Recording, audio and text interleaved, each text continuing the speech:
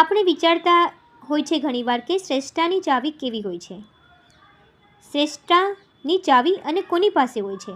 પરંતુ આનો જવાબ સાંભળીને તમને આશ્ચર્યચકિત થશે કે શરીરરૂપી ઘરના માલિક તમે છો.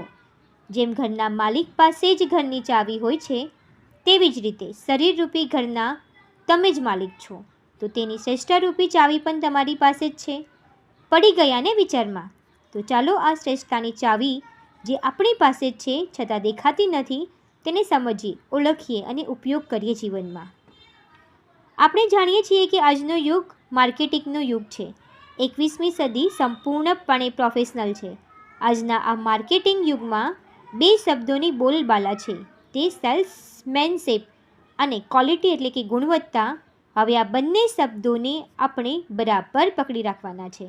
આ બંને અભિયોગ્યતાઓમાં જ શ્રેષ્ઠતા મેળવવાની તમામ શક્યતાઓ છે.